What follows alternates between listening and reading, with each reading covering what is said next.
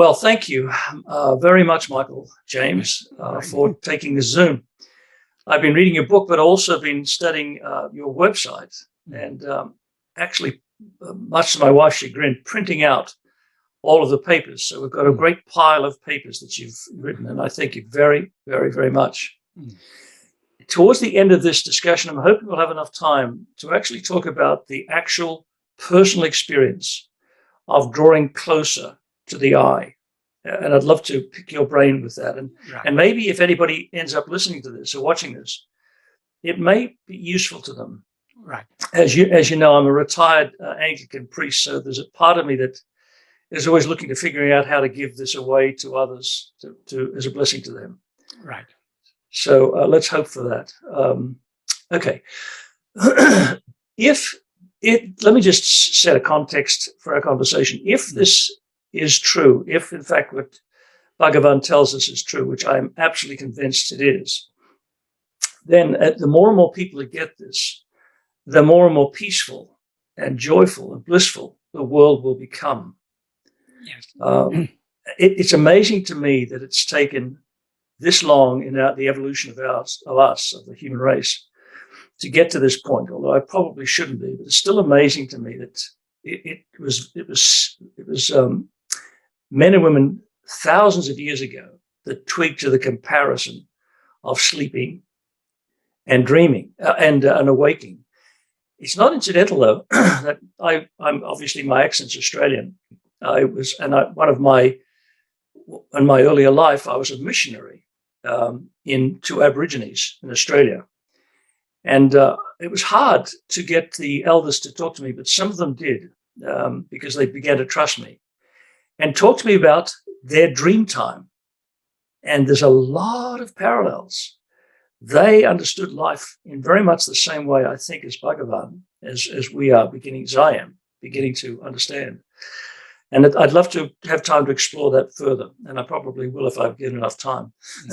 Okay, so all of this began because I've been reading on your website, your papers, and I also subscribed to a thing called academia, and I put in the search things like waking and dreaming and sleeping and so forth, and ended up getting a number of papers. One that actually tried to debunk the profound similarity, 2-to-1, 1-to-1 correspondence between waking and dreaming, and I sent that to you.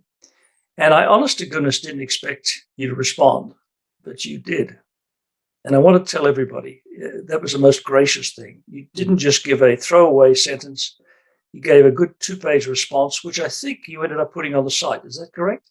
Maybe. Yes, probably. I can't remember.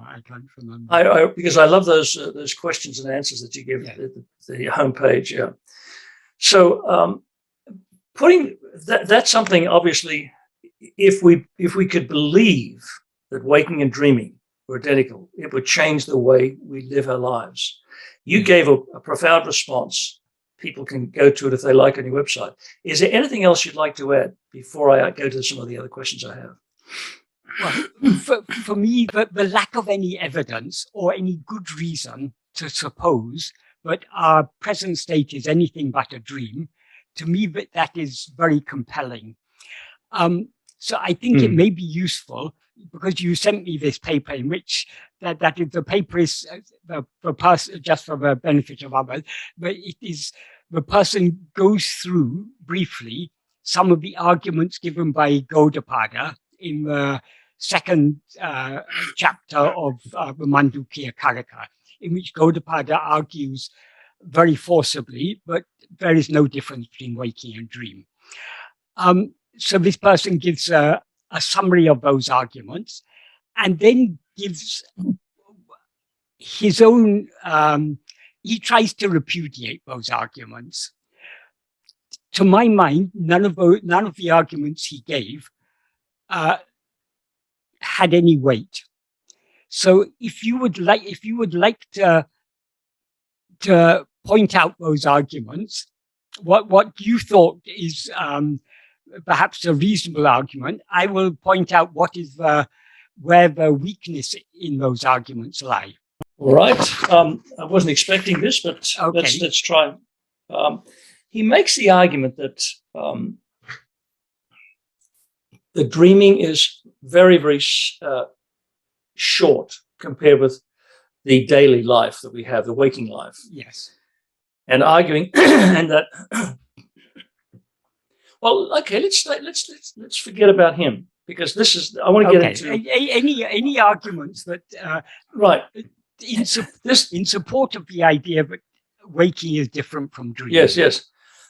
Because while his paper prompted my thinking, I'd really like to get, and this is I wasn't planning on jumping quickly into this, but let me just say this: the idea of the one and the many. Yes.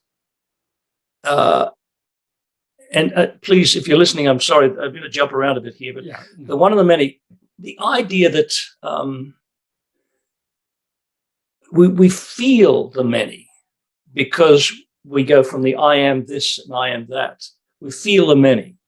And we feel that in the waking and in the dreaming. And they're very, very parallel. And I can see your argument there. But when it gets down to the physics of it, I mean, when you listen to a debate about E equals mc squared, or the hydrogen and H2O is what is the hydrogen bomb and so forth, the question seems to arise, or it doesn't seem to arise, the question arises because I'm trying to understand how all of that is simply a dream, both in the waking and in the sleeping. And it's and one point, and I think I sent this in those questions I had for you. Yeah, this is the question 5. God and the apparent laws of nature. You wrote on page 209 of your book, as we saw above, the function of God is to regulate or govern this world and all the individuals in it. His overall function of governing everything in this universe includes many aspects or sub-functions, including various material functions, such as ensuring that all the physical objects in this universe obey the various laws of nature, in quotes, the laws of mathematics, physics, chemistry, biology, and so forth. However, his most important and significant function is his most subtle one, which is to bestow his grace or blessing upon all of us, individuals, souls, in such a manner as to guide us towards along the path that leads to salvation and so forth. So this idea of sustaining the laws of nature, that seems to indicate an other. Yeah, go ahead. I'm okay. To it. Well, then we have to understand the nature of God from the perspective of Bhagavan's teachings and Advaita in general.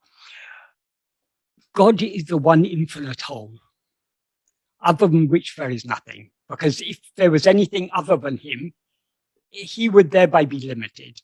So if God is infinite, as I think all theistic religions maintain that God is infinite, nothing can be other than him. So, and being infinite, that means there's no external limit and also no internal limit. So not only is he infinite in the sense of nothing outside himself, he is also undivided, indivisible. He's one indivisible whole. So the argument of Advaita is that anything other than God, or anything that seems to be other, is just an appearance. But if all this is an appearance, to whom does it appear? It appears to me. It's in our view that that all this multiplicity seems to exist. But in our view, this multiplicity seems to exist in waking and in dream, but not in sleep. So the reality of this multiplicity is immediately questionable. Does any of this multiplicity, does it exist independent of our perception of it? In dream, when we're dreaming, we see many things. We see a whole universe full of many people, many objects, many events, so many things are happening. And within dreams, there also seem to be laws of nature. For example, gravity. If in dream I'm sure most of us have dreamt of being on a very high or precarious place, and we have fear of falling. Why do we have fear of falling? Because of the laws of gravity apply there.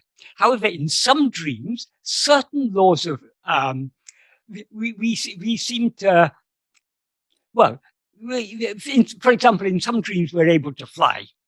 Are we thereby defying the laws of gravity? It's arguable that we are no more defying the laws of gravity than an aeroplane is defying the laws of gravity. That is, the aeroplane, by the power of aerodynamics, it's able to fly.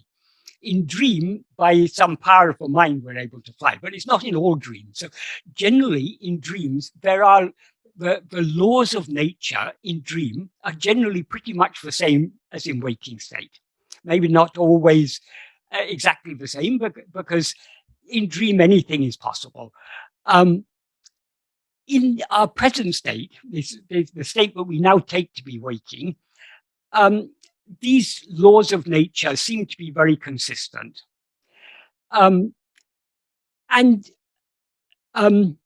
Because of this seeming consistency, science makes research trying to understand the behavior of this universe.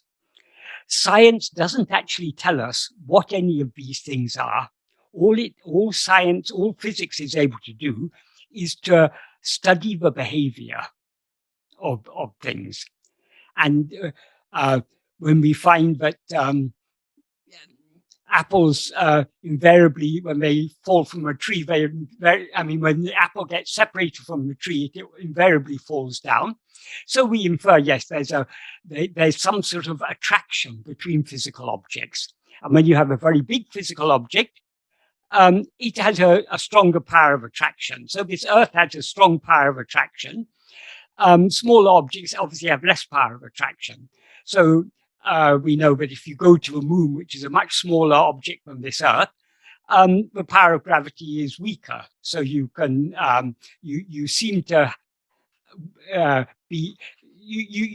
be not so heavy or whatever. Whereas if you go to a very large planet like I don't know, Jupiter or something, the power of gravity would be greater. So all these things, all these seem to be the case. And so science studies all these things.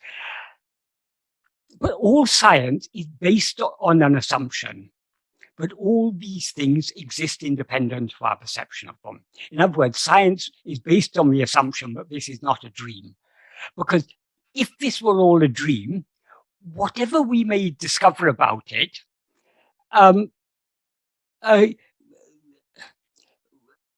would have no, it may be useful within the dream, but it's got no ultimate purpose, no ultimate benefit in knowing.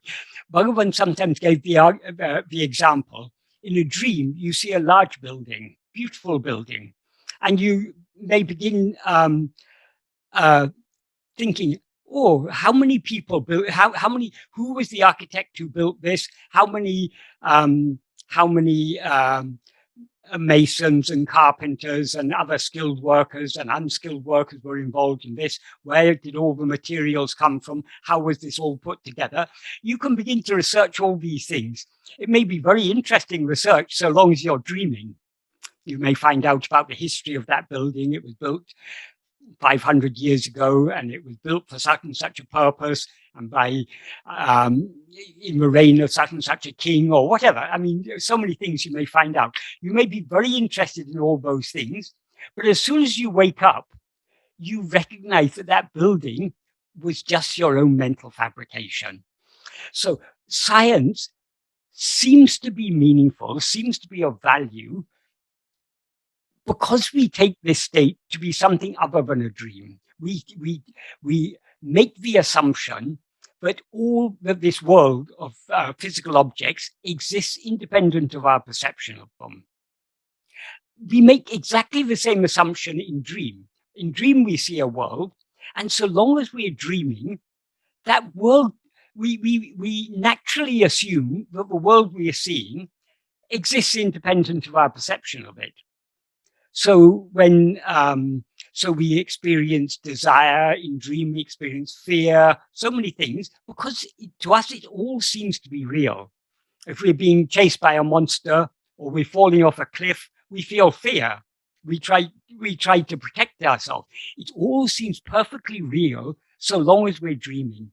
But as soon as we wake up, we're able to recognize immediately, oh, none of that was real. It was all my own mental fabrication. Why then did it seem to be real so long as we are dreaming? And how will we be able to recognize as soon as we wake up that it was not real? It seemed to be real because what is actually real in the dream is only ourself. But in the dream, we mistake a body to be ourself. So since we are real, if that body is ourself, that body is real. So we superimpose our own reality upon a body. So that body seems to us to be real. And since that body is a small part of the vast world in which it finds itself, the whole world seems to be real. So long as we are identified with that dream body. When we wake up from a dream, our identification with that dream body is severed. We no longer experience that dream body as I. As soon as that identification with the dream body is severed, we recognize, oh, it was all just a dream. It was just a mental fabrication. None of it was real. So the dream seems real so long as we experience the dream body as I. So what, and our present state is like dream in so many respects. In our present state, we experience a certain body to be I. We experience a world that seems to exist outside ourselves. We see so many people. There's actually, if we begin to consider it, there is nothing in our present state that we could not and do not experience in dreams. So there is no evidence now that this is anything but a dream. So now all this seems to be real, but perhaps it all seems to be real for the same reason that dreams seem to be real, so long as we were dreaming. But now we take this body, we experience a certain body as ourself. Since we are real, this body seems to us to be real because it seems to be ourself. And since this body is a part of this vast universe, the whole universe seems to be real. So the assumption, our natural assumption is that whatever state we currently find ourselves in, that this is real, and but what we experience, and in this state, I am only this body. I'm not all, there are so many objects in this world. I'm just this one object, not all the other objects. So all this, the inside and outside, self and other, all these come in, seem to exist only because I've limited myself with this body. Could I jump in for a second? It's only when we experience ourselves as a body that we experience a world. In both waking and dream, we experience a body as ourself, and consequently we experience a world. In sleep, that's in deep dreamless sleep, we don't experience a body as ourself, we don't limit ourselves as a body, and consequently we don't experience a world. I was just coming to the point of your question. Go ahead. If you want to ask, I'm sorry. No, go ahead. Your question was about God. Yeah. Since God is the one infinite whole, neither the subject, namely ourself, the ego, nor any of the objects can be other than him. Because if anything was other than him, there would be a limitation on his infinity. And in other words, he wouldn't be infinite. So God is the reality of both subject and object. But so long as we are looking at objects, our existence of the subject, that is, by the mere awareness of objects, is lending reality to our existence as the subject. That is, we seem to be the subject because we see objects. So we cannot find God by looking outside. Because we're looking at objects, we're giving reality to, by being aware of objects, we give reality to them, and thus we give reality to ourselves as a subject. So in order to find God, we need to find God within ourselves, not outside ourselves. All the objects, all phenomena exist in whose view? Only in the view of the subject. So the objects depend for their semi-existence upon the semi-existence of ourself as the subject. The subject means ego, this limited awareness that is aware of itself as I am this body. So this is ego, and this is the subject, the perceiver of all other things. So long as we are perceiving, we are giving reality not only to the objects, but also to ourselves as the subject. So we cannot find God looking outside. Therefore, most religions, or any religion with any depth, points out to the fact the kingdom of God is within you. Look, see, the kingdom of God is within you. Jesus didn't just say the kingdom of God is within you, believe me. He said, look, see, lo, behold, the kingdom of God is within you. So in order to know God, we need to look within. Science is looking outside. Even nowadays, science is, one problem for science is consciousness. How to explain consciousness within the laws of physics and so on which all other sciences are based. So this is a problem. But if you read the modern day philosophers and neuroscientists and others who are trying to understand consciousness, they're all taking consciousness to be an object, a phenomenon, something to be studied. But consciousness is not something other than ourselves. We ourselves are consciousness. So we need to stop looking outside. We need to look within. We need to stop making research on objects, on phenomena. Make research on the one to whom all these objects and phenomena appear. Let me jump in before Yes. I lose my thought. Two thoughts. Right. Well, first, the one that was most recent was this feeling of, you said, as you look out, it gives credence to your own objectivity, your own reality, as you feel it. So the more you look out, the more you feel validated. Yeah. You know, that gets to a point I'm going to bring up more towards the end of the discussion. But every morning when I get up at 6 o'clock and spend an hour or two asking the question, who am I? When I get close to really asking a question, where I feel so close to myself, I get a funny feeling. I mean, it sounds weird. We're getting very subjective here, but a strange feeling. And it's only as you were talking about it that I remembered where I got that feeling once before. And it was when the Hubble thing went out to space. And before it, what they said, turned a corner, it looked over its shoulder and took a photograph of Earth. And the only reason Earth was seen was because there was an apparent light shadow through it. And you saw the sparkling speck of dust. And when I saw that, my legs felt jelly. I lost orientation. It was a really strange feeling. I get something like that when I get very, very close to myself, to getting to answer the question, who am I? And it's almost like you're losing the balance of the outside. Yeah. Does that make sense? Yeah, it makes perfect sense in Bhagavan's teaching. What Bhagavan says about the nature of ego, there are two verses in Uḷḷadu Nāṛpadu which are very important in this context. In verse 24, Bhagavan says the insentient body does not say I. When he says does not say I, that's a metaphorical way of saying it is not aware of itself as I. Why is it not aware of itself as I? Because it's insentient. It has no awareness of its own. And the body, when he talks about the body, as he clarified in an earlier verse, the body doesn't just mean this physical body. It means all the five sheaves. That's the physical body, the life, the mind, the intellect, and the will. all these collectively are what we now experience as I. So this is what Bhagavan refers to as body. And these are all insentient. They're all objects. This body is an object perceived by us. The prana, the life, the breathing and everything is something perceived by us as an object.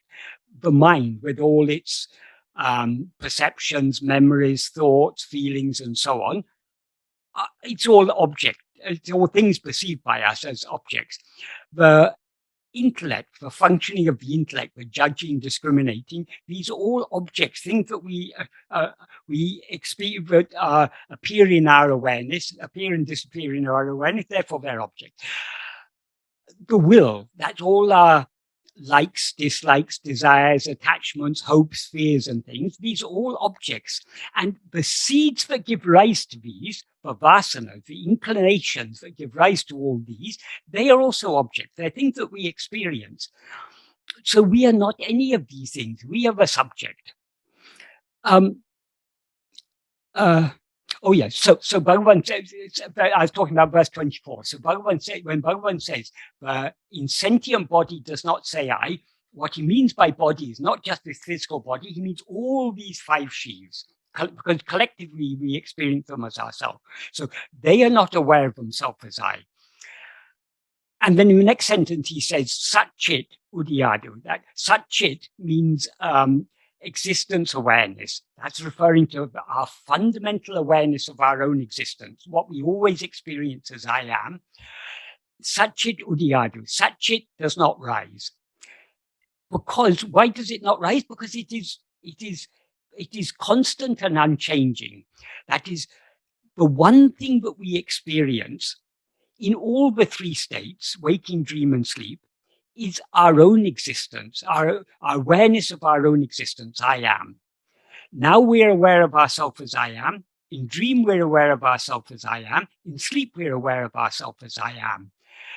The difference between sleep and these other two states is that in sleep, we are aware just of I am. We're not aware of anything other than our being.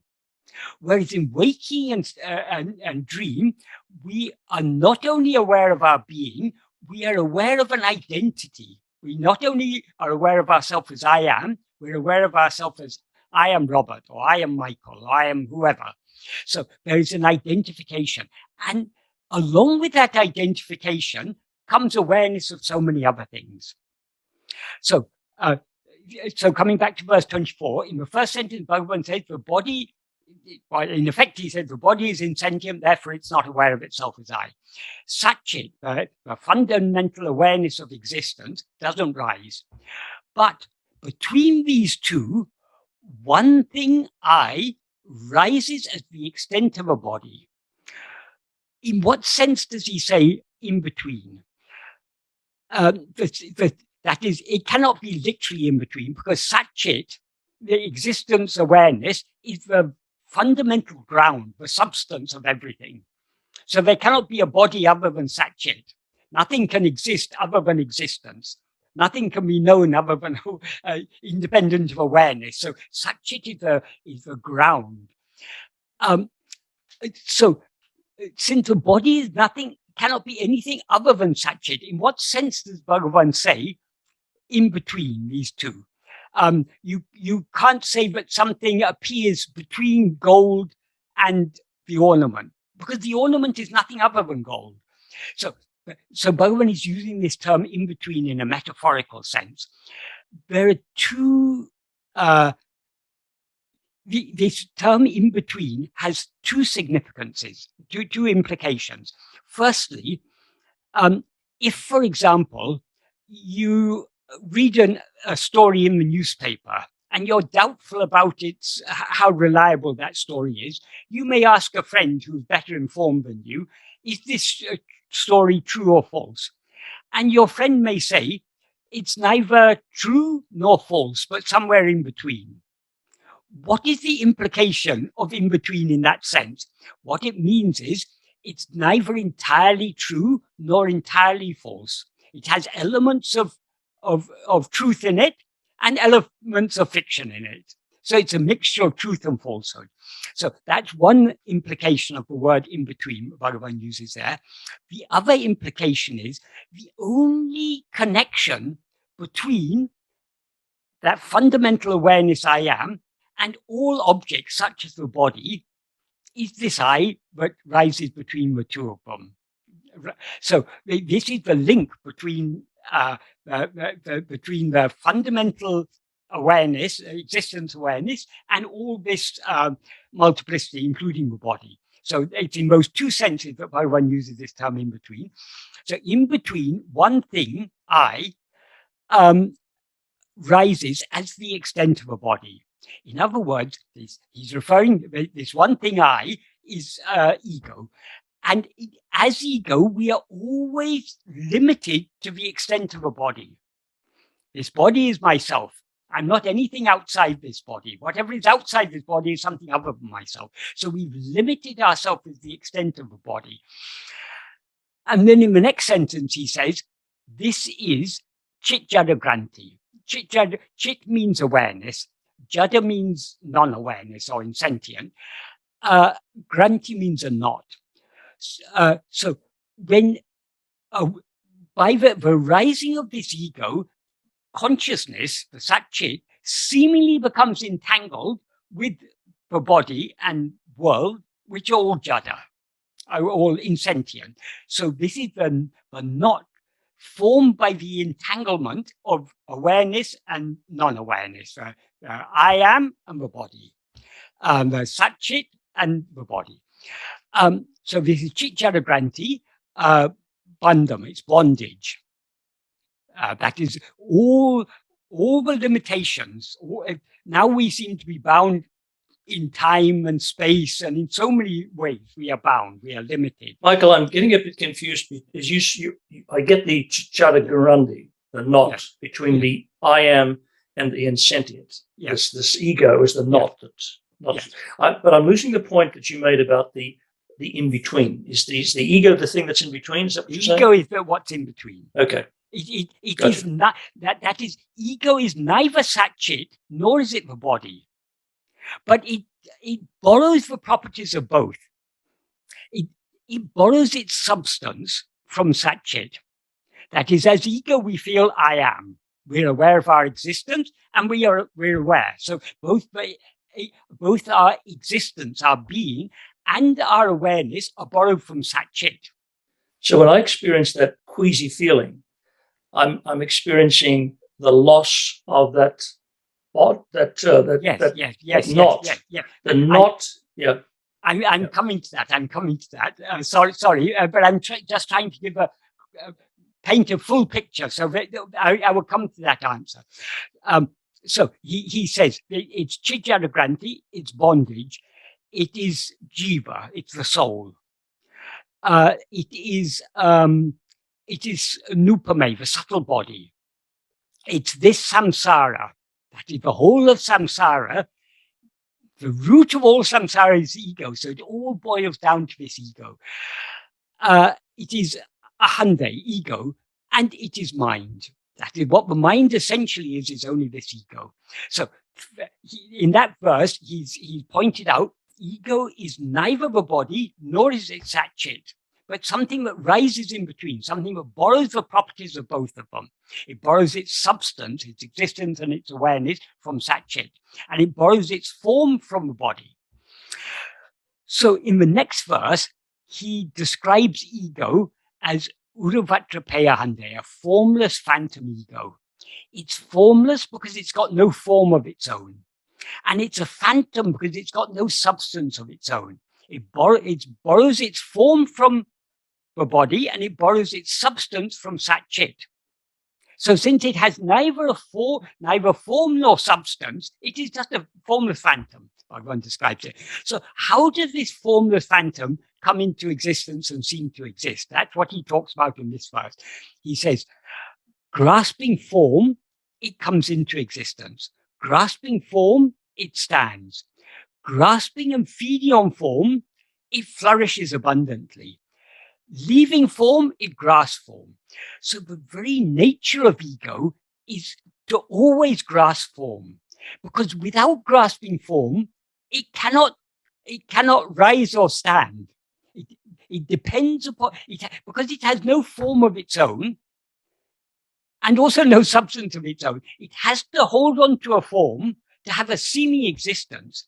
And so long as it's holding on to form, it has a seeming existence. But after saying, leaving one form, it grasps another form, then Bhagavan says a very important sentence, Tedinal otum pidicum. If sought, it takes flight. That is, again, he's using these terms metaphorically. We're not literally seeking ego.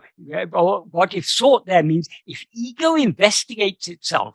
So instead of holding on to other things, if ego tries to catch hold of itself, otum pidicum, it takes flight. It runs away. Why? Because it has no substantive existence. It depends on form, on holding on to forms for its seeming existence. Instead of holding forms, if it tries to hold itself, what it is holding, when it lets go of forms and tries to hold itself, it's only holding the Sat Chit. Because ego is actually nothing other than Sat Chit. But just like the snake is nothing other than a rope, ego is nothing other than Sat Chit. The difference between the snake and the rope is not a difference in substance there. It's only one thing there. But ego, the difference between the snake and the rope is just a difference in appearance, not a difference in substance.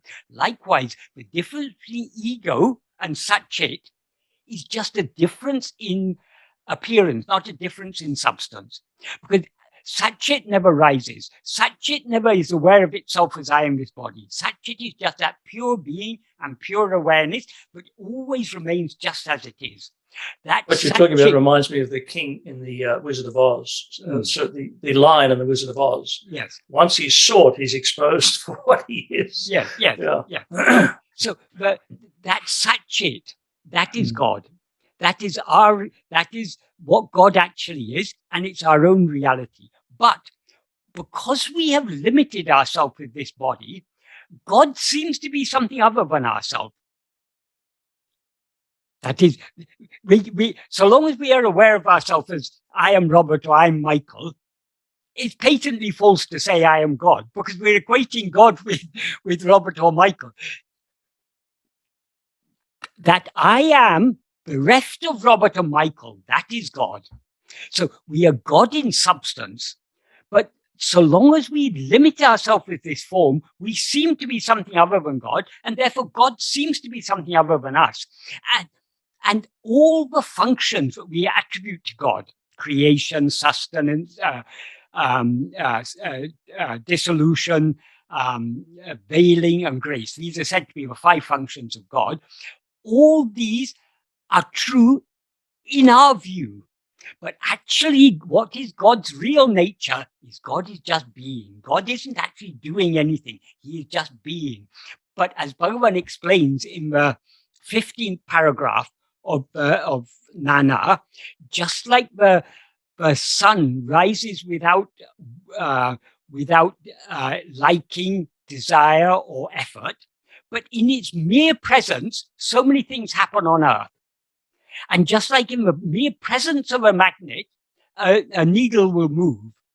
Likewise, in the mere presence, by the mere special nature of the presence of God, in other words, by God's mere being, all these 5 functions are happening. So, though God is described as Karta, a great doer, he actually doesn't do anything. It's by the mere power of his presence. It's only in our view that God seems to be a doer.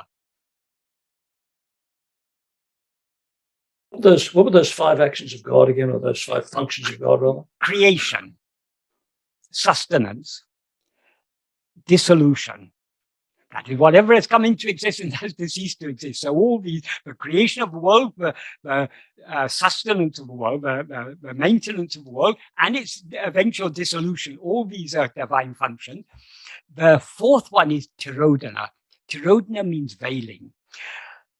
All this seems to be true only so long as we are ignorant of our real nature. Because we are ignorant of our real nature, we mistake ourselves to be this body. And because we mistake ourselves to be this body, all these things seem to happen. So without that fundamental ignorance, none of these other functions or divine functions are possible. So one of the functions of God is keeping us in this ignorance. Why does God keep us in ignorance? God doesn't want us to be ignorant. We have so much liking for this state. We've got so many desires and attachments and so on. So until we are willing to surrender ourselves completely, he maintains this veil of ignorance. Only when we are willing to surrender ourselves completely will the fifth function, most important function, is the grace. That grace is working throughout this process. But so long as we have desire and attachment and so on, we are allowed, this veil of ignorance remains. But when we are willing to surrender ourselves completely, when we are willing to give up this small self that we now take ourselves to be, when we are willing to give ourselves entirely to God, then grace, the final act of grace takes place.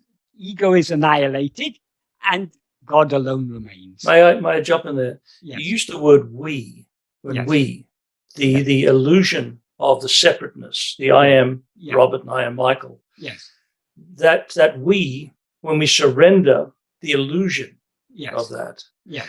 I'm wondering if part of the what's the word, the event, if you will, of awakening, is feels like surrender, feels like loss. And I'll tell you what, in my mind, as growing up as a Christian and being, as I told you, an Anglican priest, there's a lot of parallels. You almost were talking about the Genesis story, and Adam and Eve separating themselves and becoming other than. This duality was even born then in Genesis. These are all allegories. All these allegories, exactly, they have a very deep meaning. Yes. So back to this idea of we, the separate we. In one of my questions is, since there's only one fundamental substratum, Brahman, how is it then that when we reincarnate, this is what it was, there is something of what seems to be a separate me that echoes into future incarnations? I think I'm talking about Sukshma Sharira. How can it be that there seems to be a separate jiva or soul whose vasanas, fundamental incarnations, carry through to other incarnations? Again, I'm getting back to this many and one thing, I think. Yes. That is the jiva or the subtle body, as Bhagavan says, is nothing but ego. It's nothing but this false I that is neither the body nor Satchit, but rises in between, borrowing the properties of both. This is ego. Ego cannot stand without grasping form. The first form the ego grasps is the form of a body that it takes to be itself. And only after taking this form to be itself, it's consequently aware of so many other forms. But though ego cannot stand without being aware of itself as I am this body, the body that it experiences itself need not be the same body. Now we experience this body as ourself. In dream, some other body we experience as ourself. So all these, according to Bhagavan, both waking and dream are both just dreams. In dreams, there's one dreamer.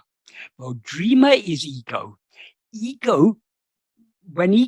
As soon as we begin dreaming, we're aware of ourselves as a body and we're aware of the world.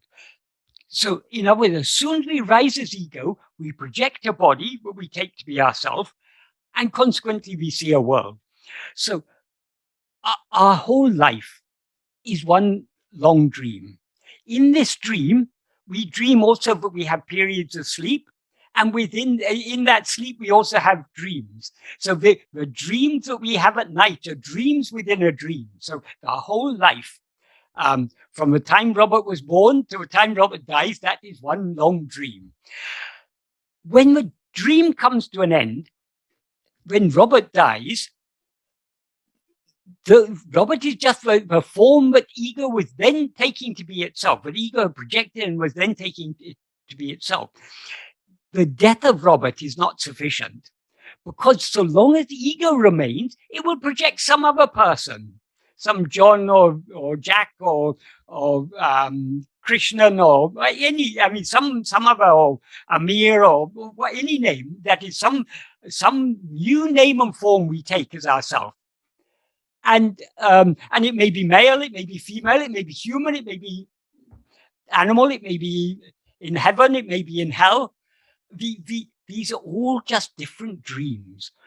So long as the fundamental ignorance, the lack of awareness of ourselves as we actually are, continues, we will continue dreaming.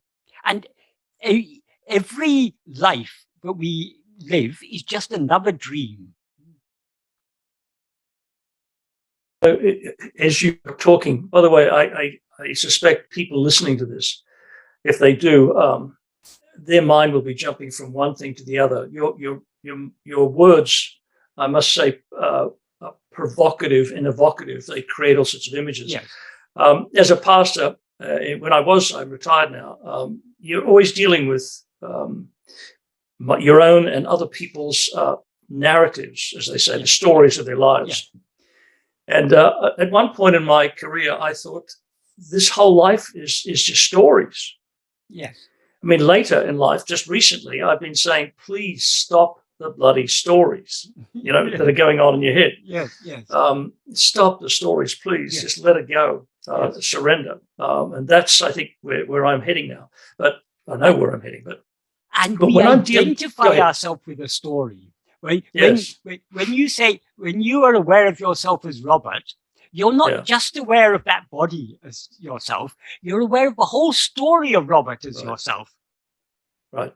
So when you're helping people, as a pastor, as a psychologist, as a friend, you're listening to their stories and you're trying to reinterpret them, if you will, reimagine them to be in a healthy narrative.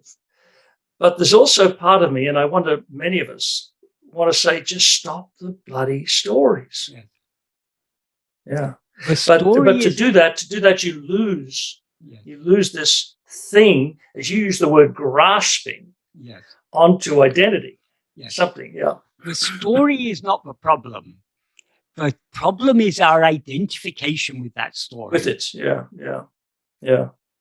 Bhagavan is always bringing it back to what is the root problem. The root problem is our false identification. Yeah. And that which is identifying itself with this story is ego. The funny thing, a question that may seem a bit crazy, but has anybody ever awakened in a dream? I mean, in a dream. Yeah. I know that everything's a dream. It is perfectly possible. Yeah. That is, we can investigate ourselves in dream as well as we can investigate ourselves in this present state. But this present state, after all, is just a dream. So the awakening can happen at any time. But when the awakening happens, that is not only the end of the dreamer and all the dreams. That is, Bhagavan says in one verse, in the first verse of Ēkāṉma Pañcakam, Bhagavan says, forgetting oneself, taking oneself to be a body, and undergoing innumerable births, and eventually knowing and being oneself is just like waking from a dream in which one has wandering all over the world. So when we awaken, it is compared to awakening of a dream, but there is a fundamental difference between the ordinary waking from a dream and the real waking. Normally, when we wake up from a dream, we are waking from one dream into another dream. Right. But in that state, we are in the true awakening, we are not waking from one dream to another dream. We are waking from dream to the reality. And that reality is our own existence, our own awareness. When we know ourselves as we actually are, we will know, but we were always that. That's why Bhagavan often used to say, jnana is not a new knowledge to be attained. It's not, we're not going to gain anything, we're going to lose everything.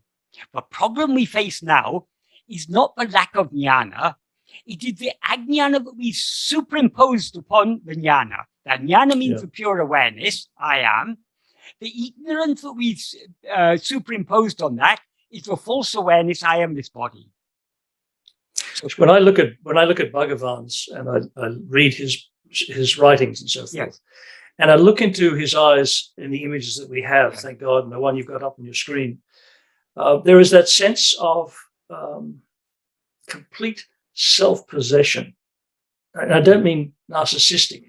I just, when I try to imagine what that might, and I understand it's not an experience because you're inside you are the thing, you are the being. So it's not like you can experience it.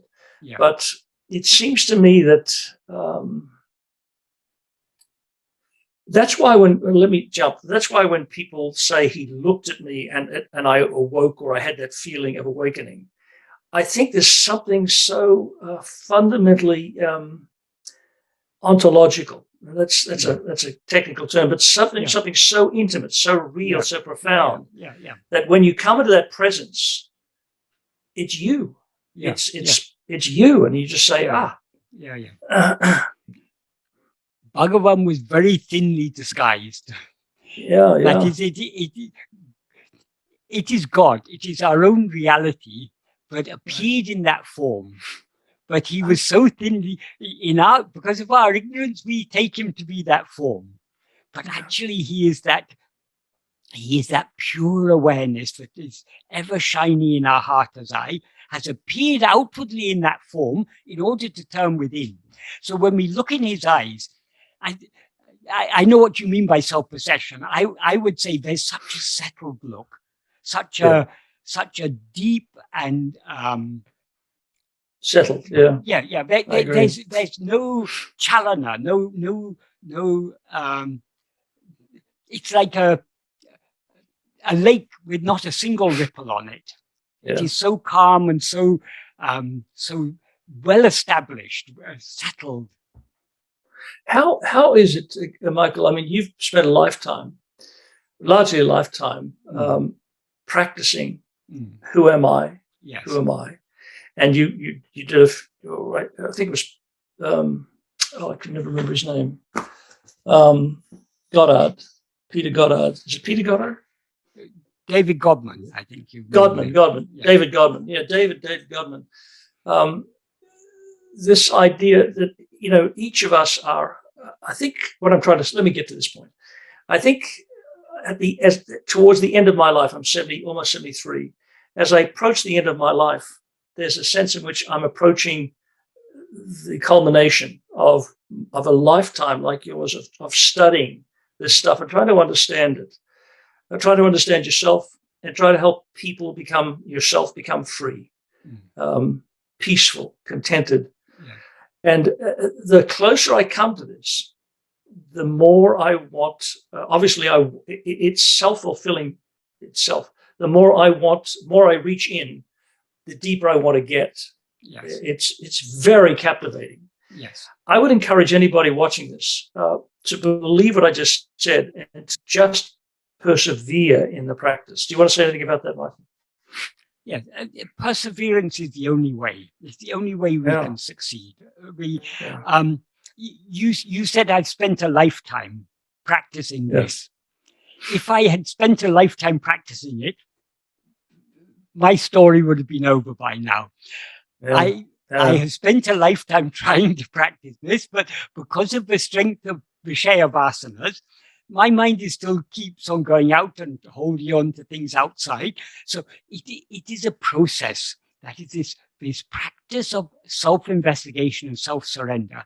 This is a process. We are slowly weaning ourselves off our likes, dislikes, desires, attachments, and so on. And we are weaning ourselves off that, and at the same time cultivating that love just to be as we actually are. So how long this takes us all depends upon where we are when we start. If we start off with strong Vishaya vasanas, obviously it'll take more time to wean ourselves off. If we start off with fewer Vishaya vasanas, then it'll take less time. But those who have fewer Vishaya vasanas, they have fewer Vishaya vasanas because they've already been traveling this journey for some time. So we are all on a journey.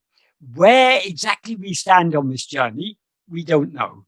But we can be fairly sure once we've come to this path, this is the ultimate path. So if we've been drawn to this path, we are at least getting near the end of our journey. Is there a group that you're aware of, or groups, or an organization, or multiple organizations that you're aware of, where people who are of the similar mindset that you and I obviously have, where we are now in terms of our understanding, to support one another in this journey? Not that becomes the thing becomes the thing. Yeah. But that the discovery, the investigation, that becomes the thing. And as people experience, like you and I have shared today, I mean, it's been very, very, what's the word? Comforting, encouraging to me to hear you say what you've said. Yeah. That sort of encouragement, I think, is necessary in everybody's life, in all of our lives. Yeah. Is there a group? I mean, when we go to church, for instance, that's part of a huge part of renewing, discovering the spiritual journey. Hey, you were in any group like that? Informally, yes. That is there are people like us all over the world who have been drawn to Bhagavan and are following this path. Every month there are a number of groups I talk with. There's a group here in London. There's a group in Delhi. There's a group in Houston. There's a group in San Diego. And there are other groups that I talk to with occasionally. So there is a very loose network. And I talk with many individuals. I mean, every day I'm getting emails from people asking questions about this and so on. And I communicate by WhatsApp and by Signal. And so there are, I mean, obviously we're in a very small minority because this is a path that will not attract everyone, because not everyone is yet ready for it. That's fine. I mean, this is not something that we don't have to proselytize. Proselytize, exactly. That is, when people are ready, they'll be drawn to this path. And so you have a sense of destiny, am I right? That everything that is going to happen is going to happen. Yes, definitely. So people that come to this, watch this Zoom, this video, will be because they were destined to. Is that what you were saying? Yes. I wouldn't even say they come to me, they come to Bhagavan. I just happen to be... You're a vehicle, Yeah, at most. Even that I hesitate to say, because who am I to say that? So, but I mean, beautiful. For those who are serious in following this path, peer-to-peer support is available, let's say. Yeah. I mean, just like you and I are talking, I talk with so many people, and I'm really no better than anyone else. I just happen to have been fortunate that I did live 20 years in Tiruvannamalai. I was with Sadhuam. I walked around Aruṇācala every day for nearly 20 years. And somehow Bhagavan has given me this, because Bhagavan's teachings actually are very, very simple. It's not difficult to understand Bhagavan's teaching. All we need to do is to be willing to let go of other ideas, of our old beliefs and assumptions and so on, and begin to view things, because the picture that Bhagavan has painted of our life is actually an extremely simple picture. For example, I spoke to you about verses 24 and 25 of Uḷḷadu Nāṛpadu. In verse 26, Bhagavan says, if ego comes into existence, everything comes into existence. If ego doesn't exist, everything doesn't exist. Ego itself is everything. therefore, investigating what it is giving up everything. Why is investigating what it is giving up everything?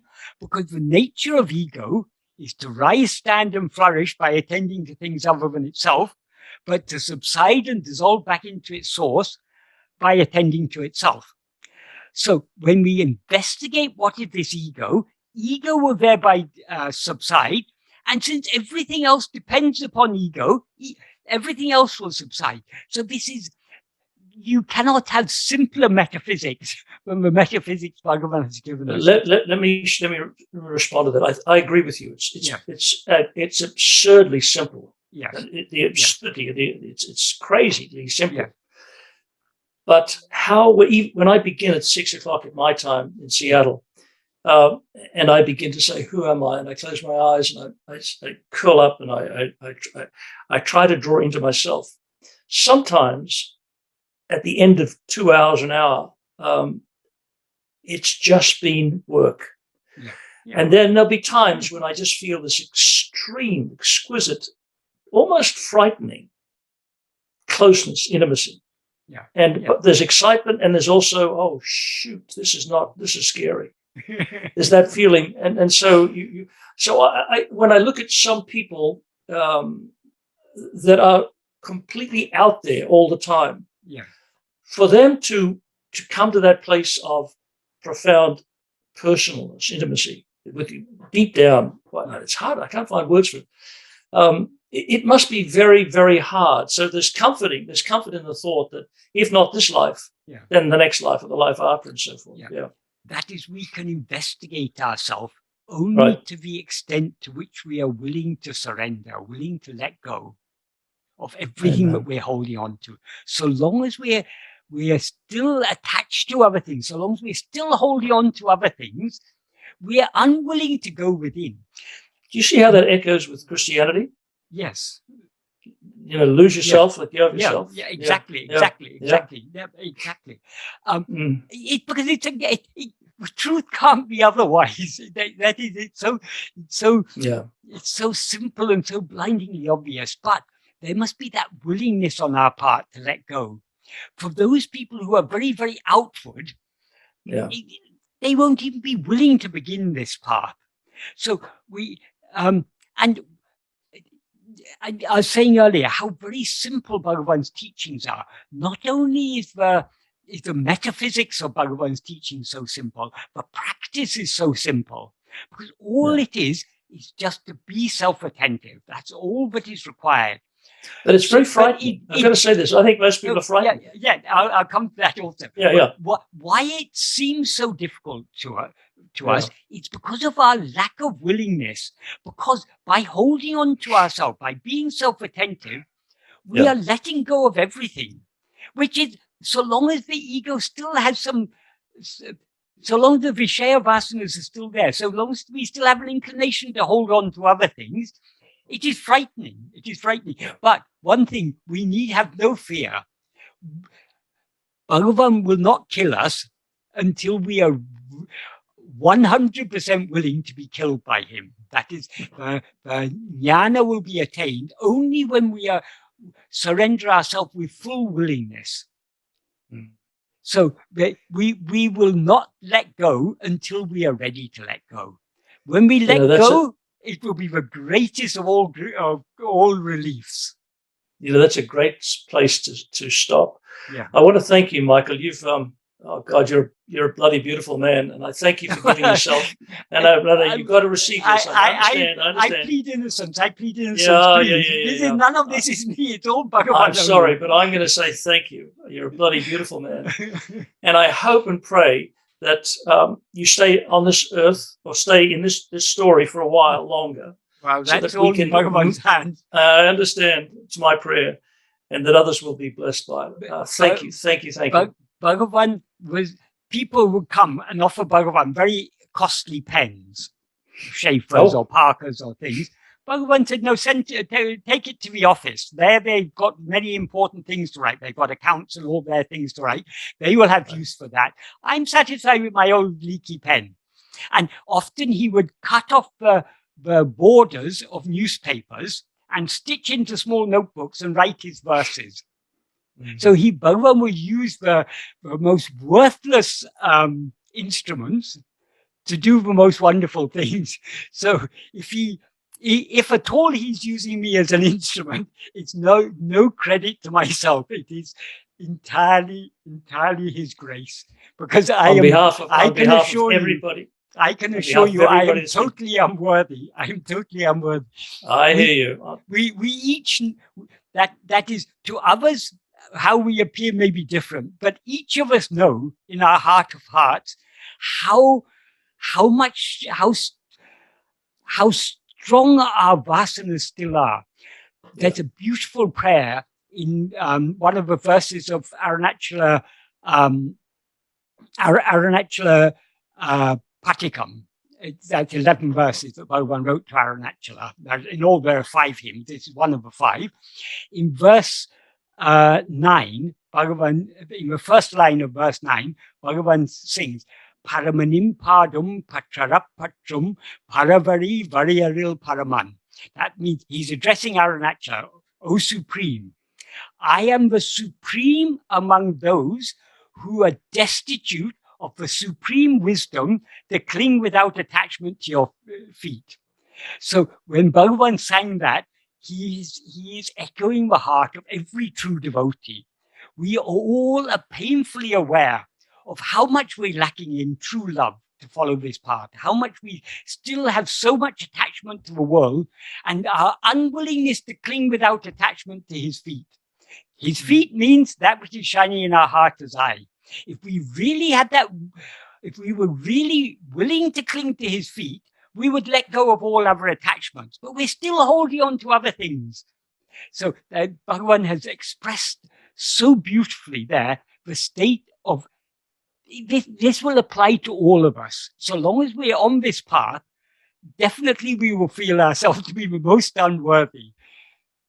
And it's true, we're completely unworthy. It's all entire. The fact that we've been even drawn to this path is entirely grace, by grace. And grace is nothing but we're all embracing love, because Bhagavan doesn't see us as anything other than himself. So he loves us as himself. That love that he has for us as himself is what we experience as grace. Amen. Thank you. All thanks to Bhagavan. Amen. God bless. Bye-bye. Right.